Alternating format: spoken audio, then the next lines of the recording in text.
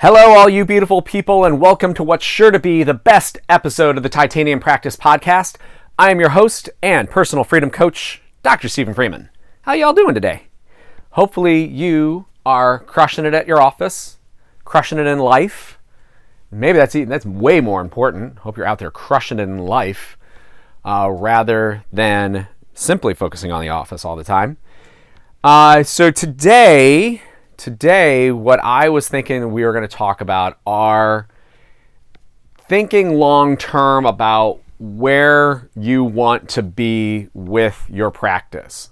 So we know step one is about getting specialty procedures into your office so that we're increasing the value of every single hour that you are actually practicing, so that we can cut back on the number of hours that you're working, so that you can then go play, you can go on vacation, you can do not dental things, and so you're actually getting the money that you want to be making and looking to getting off of PPO plans. You cannot do that until you have created that time, that margin in time and money. So in the meantime, though, you have to start thinking about where you're going to next. All right, step one, which is our main focus, specialty procedures in the office, coming super GP, and focusing on making sure that the money you're bringing in now is more than what you've been bringing in less amount of time. So that is focus number one. But as I always like to talk about, as long-term vision, long-term thoughts, long-term plans, where are you headed next? Because when you get to next, you can't be sitting there flat-footed not knowing what you want to do. You want to have a plan in place before you get there, because otherwise you're wasting time, and we've only got so much time to make this stuff happen, okay? So I want you to be thinking about, what do you want your practice to look like? And I've talked a lot about like the idea of, hey, you could work one day a week, have a really small team, run a real, lean, mean, fighting machine type of office. You can have a lot of you could have a lot of practices within your practice, a lot of buildings to go to. You can create a giant building and just have one location that you go to. And one of my favorite sayings, every solution presents its own problem. So not one of those is the best option. And it might not even, you may think you know what you want it to be right now, and you may get there and say, that was not what I wanted. There are days when I do go into the office and I look around and it is overwhelming to have that many people that want a piece of you. And the moment you walk in that door, they want something from you. They're plugging into you and downloading what they can from you. And that, there's a great many benefits to it. Again, that place runs without me. It does not need me. I'm going away, for a week for spring break with my family. They don't care. I'm going to Europe for 2.5 weeks this summer. They won't care. It doesn't make a difference that I'm there.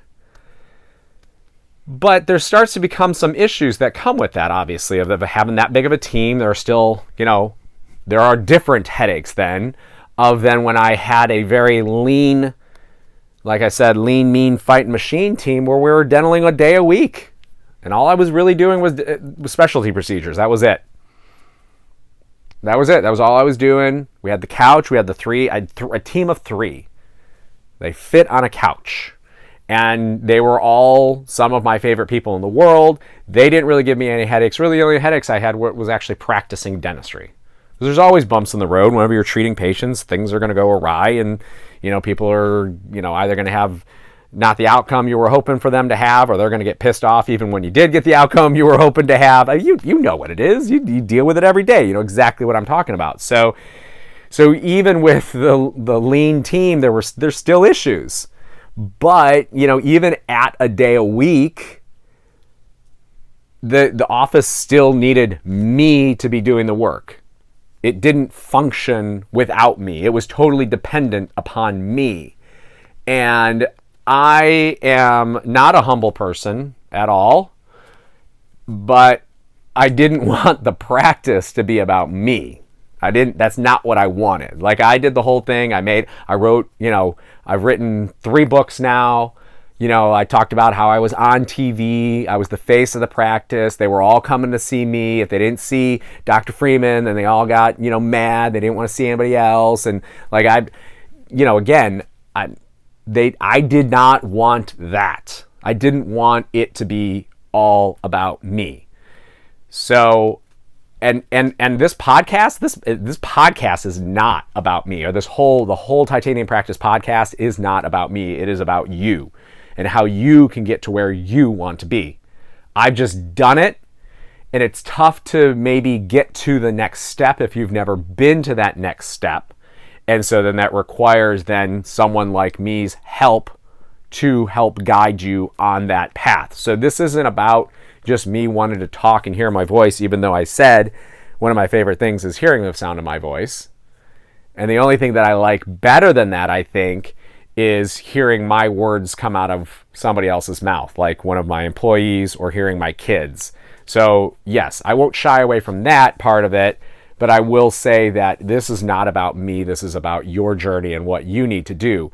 And so that's why I say you need to be mindful and at least be thinking about where you want this thing to head. And in that is the fact that you are going to have some choices to make. And again, it wasn't just about the actual size of the practice, but basically kind of the focus of that practice once you kind of define what type of practice you want to have. Because you are going to, you've got 3 options to choose from, and you only get to choose 2. You only get to choose 2. And you have to choose wisely. Okay? It's one of the things I always say to my kids before they go to school is I say, make wise decisions. Because I guess it's basically the same as saying good decisions, but I always kind of feel like the wise is things that will affect things long term. So I'm always trying to think long term about everything. And so I would like for you to make a wise decision about what you want your choices to be of these 3 options, because it will affect your practice for a very long time. So your choices are service, quality, and price. You get to choose 2 of those 3. And if you attempt to choose all 3 and say, I'm going to go out there and we're going to have the best damn practice out there and I'm going to do it at the lowest price that I possibly can, I mean, you'll go crazy and you will not be profitable. It cannot be done. Now, I'm not telling you to go do shit work. I'm not telling you to go be the cheapest person in town or the most expensive person in town. But what I'm saying is that only 2 of those are what your main focus can be on, and you cannot do all 3. It's not possible to do all 3 at the level you need to be doing it at. So that's where margin of time, margin of money come into play. That's what this is all about. It goes back to the freedom formula of we're going to free you up so you can focus on these things. We're going to get to the point where you can really dive down and make sure that you nail 2 of those 3 things.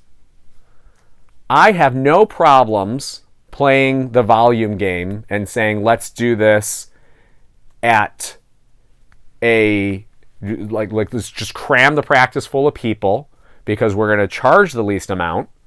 Talk about a win-win. You know what inflation's doing right now. You know what you look at your grocery bill now. Again, some of the poorest dentists in this country still make a lot more money than the average person does. And if you're looking at your grocery bill now, what is the average person looking at? The person who's buying your treatment, what do you think's going through their minds right now? I mean, I have not changed my shopping habits at all, but other than I now look at that receipt and I'm like, damn, that was like not like that a short time ago. I mean, yeah, I'd turned into old man Freeman talking about, I remember when gas was 79 cents a gallon. There's a funny picture. My wife and I were dating started dating in the late 90s. Actually, we just celebrated our 27th anniversary of our first date. And I'm not that old. 46, I think.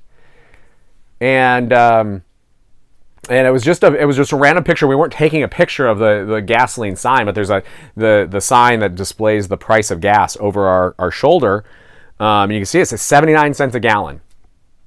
That was like 1998, I believe. I was like, holy crap. That's a change. And I remember like shopping, it was you could around the holidays, like around like 4th of July, you could get like a pound of ground beef for like $1. And you're like, good luck with that now. So that's the only thing that's changed. I was looking at my receipt, but obviously I'm not talking about the point is like if you want to do a higher amount of seeing patients, you're going to need to have associates. Because again, we're trying to make you free. We're not trying to make you busy. We're trying to make you free. All right? So if you're going to go down that route, then reducing price, get more patients in, create a win-win. You're giving dentistry to folks who maybe otherwise couldn't afford it at that point in time. And then, but now you need to have lots of associates to be able to do that. Because you can't be doing that. Or, I don't think you shouldn't be listening to this podcast if you want to be doing that, if you want to be seeing all those patients. I'm not the guy for you then, okay?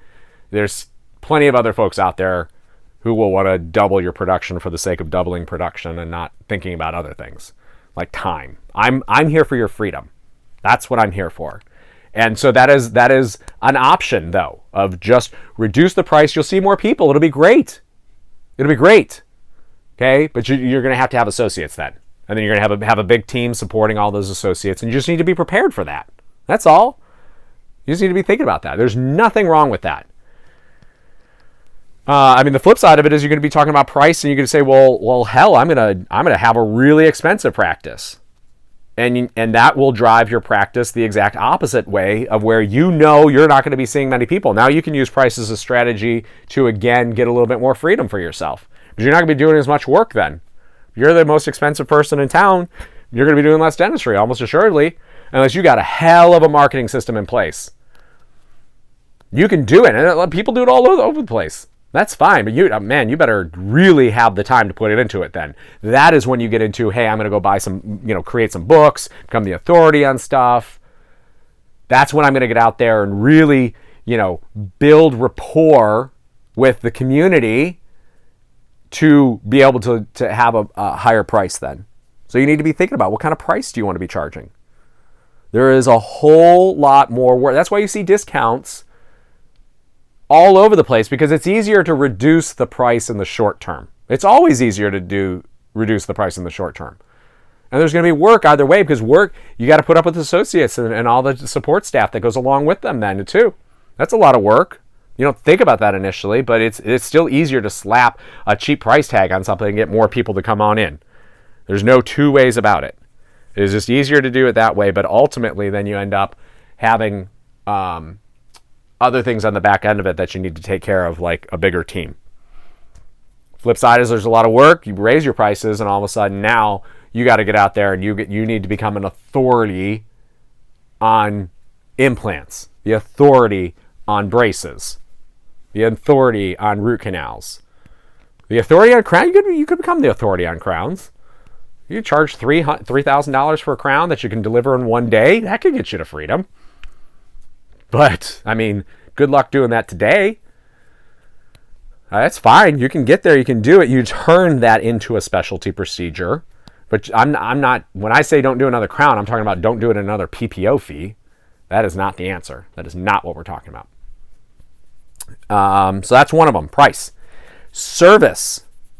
What kind of service are you going to give? If you if you want to give world-class service, so at my office, when they walk in, the person is not behind a glass window that greets them. They're basically at a server stand. Like when you go to a restaurant, you walk in and there's the greeter stand. We have a greeter stand. Call it the macaroni because it's shaped like a piece of macaroni on the drawing. So who's gonna staff the macaroni, they always say. So making sure that we have what are called happiness coordinators. Stupid name, but I want it to be something that when everyone thought about it, what was their job? And their job was to make the patient happy. That's their job. They are totally dedicated. They make sure their cases are in on time. They make sure that when people call, they have a point of contact.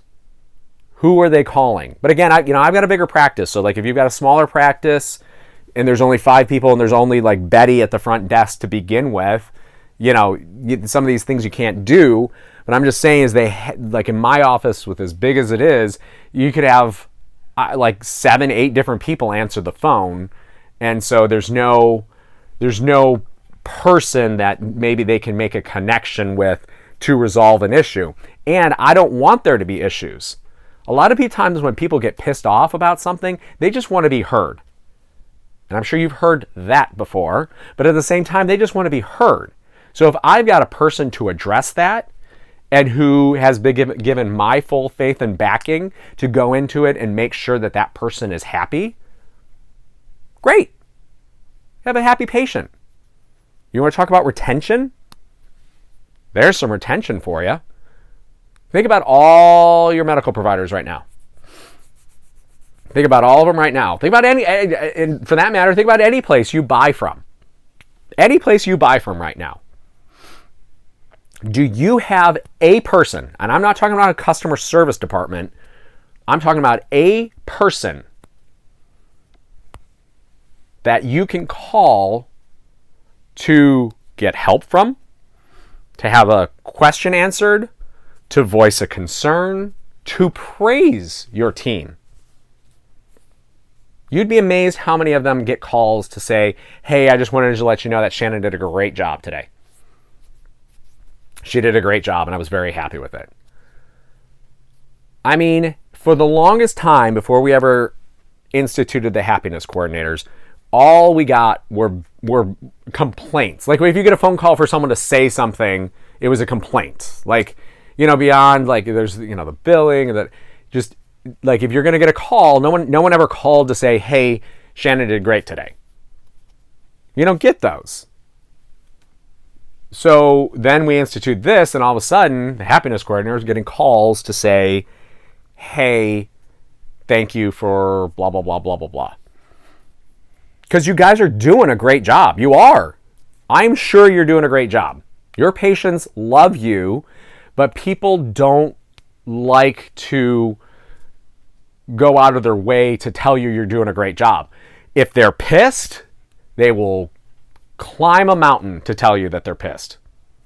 It's the funniest thing, but it's true, and that's it's so funny because you go and you look at your reviews and they're always either 5-star or 1-star. There's almost no 4 or 3-star reviews out there. I mean, obviously they exist, but I'm just saying so they're one side or the other. It's either a 5-star or 1-star.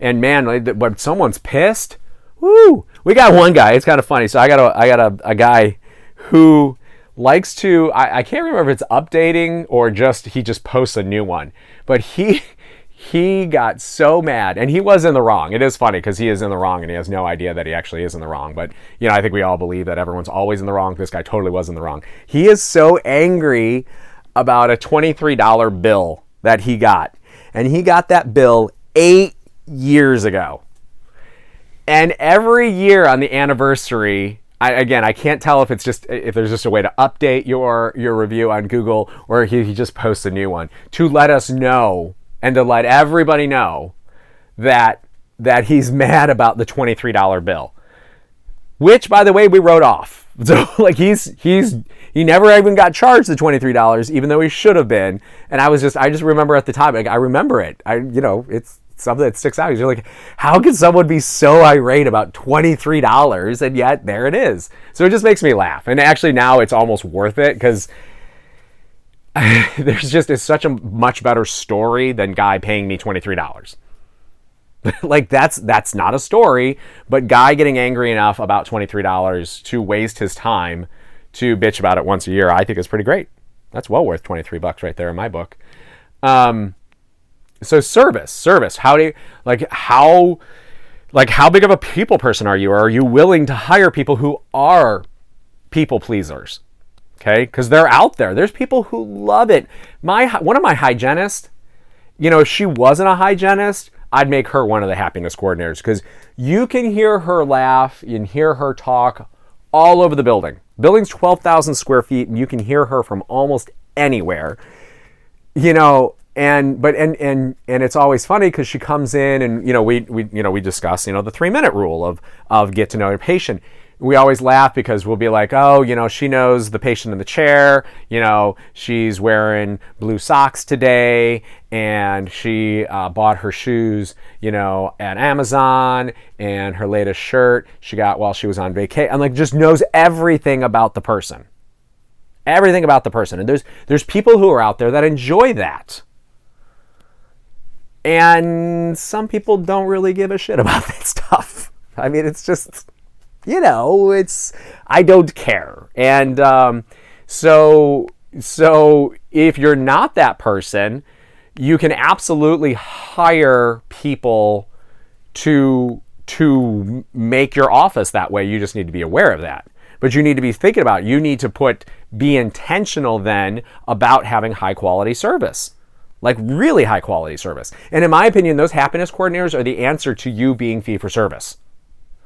You have to be able to distinguish yourself and push the service, in my opinion, up is what sets you up to have the higher price.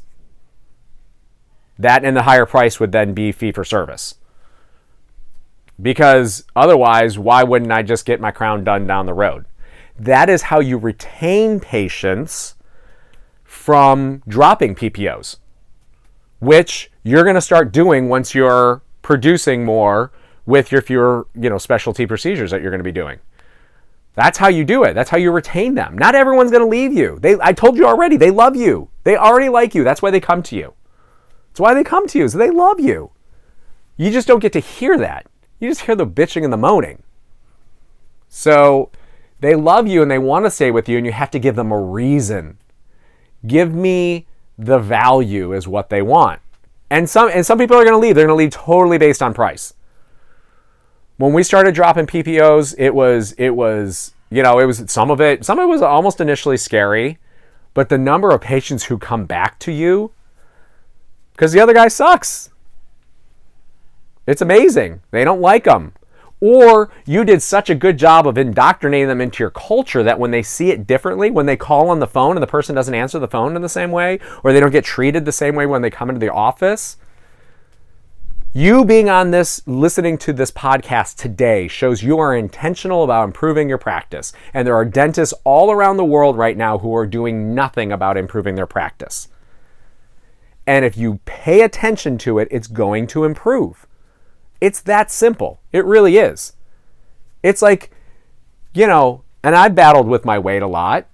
I'm in a good place right now, but I battle with my weight a lot. And at the end of the day, fat people don't like stepping on a scale. They don't. It's just the matter. They don't want to know. Ignorance is bliss. But if you're being intentional about losing weight, you need to be stepping on that scale frequently. Because you need to be measuring it and making sure it's happening. But right now, you are being intentional about improving your practice. So if you're being intentional about improving your practice, then there are things you can be doing, and there are things that you're going to do that means that you're going to have a great team that's going to keep people at your practice even after you start to drop PPOs. Some will absolutely leave, for sure. They are a transactional relationship that you have. It's all about the money. You are a commodity to them and you're never going to change them, but they were never going to be a great patient anyways. Don't worry about those people. That was one of the huge revelations in my life, is focusing on relationships. I want to be around people who are in it for not just themselves. Who are they in it for? I want win-wins all over the place. So that's why I want to work with you, because I want to help you grow your business. How cool is that? I had mentors that helped me do it, from my dad to people that I paid. And I'm appreciative to every single one of them, because I've learned so much from every single one of them. So I only want to work with people who want to have a great relationship with me. And if you don't, that's fine. Go find either someone else or whatever. You're just dead to me. I don't care. I don't care. But it's like my job is I want to find and surround myself with people who want to create win-wins and who want to have a great relationship. And there's just so many people on those plans that don't feel that way. They don't care. You're a commodity to them. And and you know what? Maybe you want to be a commodity, and that's fine. Again, that's like choosing one of these 3 options you have, that, choosing 2 of the 3 options that we have in front of us to focus on what you want from your business. But that's what I wanted to focus on, this idea of service, and create an amazing experience. And everyone, see, that's the other thing, is that everyone thinks they have this amazing experience in their practice. You know why you think it's amazing? Because that's what you've got. Like, are you going to really raise your hand and tell me you've got some crappy patient experience? I mean, and I don't know, maybe you actually do feel that way and you're being truthful, and that's why you're listening today. Kudos to you. That's awesome. Congratulations. Way to know that there is a problem and you're doing something about it. Because I'll guarantee you there's a lot of people out there that don't realize they've got a shitty patient experience and are going to do nothing about it. It's just going right back to those same people. I don't care about those people. I care about you. So to me, that is the big key. And that's kind of the biggest trend I feel like coming out of COVID, is the number of practices that are dropping these PPOs. I think that's, and I'm totally down for it, but you need to increase the revenue through adding specialty procedures first, and I think you need to have a high level of service. So those 2 things would go hand in hand if you're going to be dropping PPOs. It's got to be done. You cannot keep the same level of service you currently have, because I guarantee you it's not enough. And I know it's not enough, or else you would have already done this. You would have already started dropping PPOs and been okay. So to me, going fee for service, it's not a small increase in service. It's a dramatic increase in service. But again, you don't have to want to focus on service. You can have okay service. Obviously, I'm not telling you to have a shitty experience for your patient. I'm just saying you can have an okay experience for your patient. You can make it transactional. That's okay. That's fine. If that's what you want to do, that's fine. I don't think that's what you want to do, though. But it's fine if you do. Okay? I would much rather, get praises and wows for, we routinely get told how exceptional our staff is. They're great. They do a great job. They love praising people. And you know what? I don't keep people who don't, that's why to a degree, I don't know how much of a people person I truly am, but I surround myself with people who are. My team leads are all detail-oriented people, because I'm not really a detail-oriented guy. I'm kind of about the idea. And I say, you guys go make this happen and implement it and make it happen. So it doesn't need to be an exceptional customer experience, though. So you can kind of come down on service if that's what you want to do. And the last one is quality. That's the third one you have to be choosing from. So I'm not necessarily saying you need to go out and pick the crappiest lab in the world if you're going to be focusing on having maybe slightly less quality, which is okay, because you know what?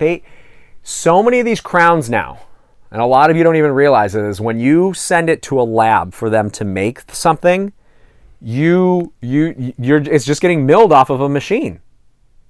You're all ordering zirconia crowns right now, and it's just a block being milled off a machine. Well, you could do that in your office if you want. So there's not, to me, the quality thing now is a lot of you are sending it you're getting $150 crown done. Well, I'm getting a $65 crown done right now, which is slightly higher than it was a short time ago. But I'm going to start printing my crowns. I put my order in for my 3D printer. I don't think I said that yet on one of my podcasts, but I'll walk you guys through that journey because it's going to be awesome. Because to print a crown, it's like $2, and it prints in 10 minutes. That to me is a game changer. And so we took it for a test run, and I don't see the difference. I don't see the difference.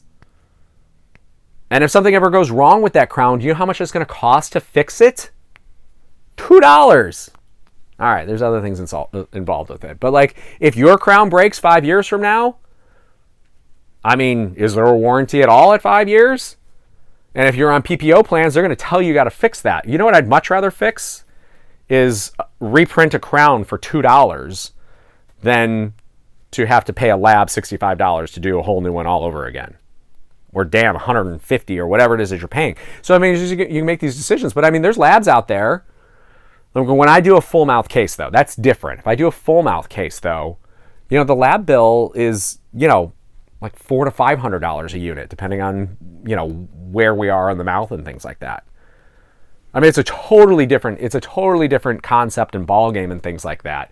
But I mean, the fees the patient pays are commensurate with that. But you can print a great crown. You can get a nice crown milled for $65. And I used to be into the CEREC game, but I looked at the whole, like, first off, my associates really didn't want to play with it. Awesome, great. Thank you for having this. I literally has a bag over the top of it now. A garbage bag over the top of it now. But like the associates are kind of the ones that ended up driving that whole deal. Mainly because I didn't have the oven to do zirconia. I only had Emax. But we used to prep and mill and fire and seat a crown in about an hour and 15 minutes was our time that we wanted to do. And it was pretty labor intensive to get that done. But still, even if you mill a block right now, depending on which one you've got, like if you got the Glidewell one, I believe they're like $50 for a block. And then if you use CEREC, they're like $40 for a block, but you still got to stain it and fire it. So it ends up coming in, I don't know, your total pocket number is still like $45. So either way, we'll call it $50. And I'm like, do I really care about $15 that much? Possibly. You do enough crowns that it becomes a real number. But that's why it gets me excited to talk about a $2 crown. Phew! Come on. You're doing a ton of crowns, that'll add up. That gets exciting. And then be able to print aligners, retainers, and all that stuff, that gets me excited. But then there are different levels of labs. So that's kind of where the quality comes from. And obviously, you're never going to compromise on their quality of care. That's not an option. But what does that mean? It's just, you know, do no harm. Like, you don't harm them. But like I prep crowns in like 5 minutes. I think they're nice preps. I've never been told by anybody that they're bad preps. Being in that room for an hour prepping a crown does not make it a great crown prep. And I've had plenty of doctors I've seen that do spend an hour prepping a crown. I'm like, what in the hell are you doing for an hour? What are you doing? And then when it's done, do I feel like it's any better than mine? No, but I've got 55 minutes of my life back that you don't have. But at the end of the day, I mean, you need to be doing a good job. And I feel like I do a good job. I do it really fast, and we go on with our lives. Great, super.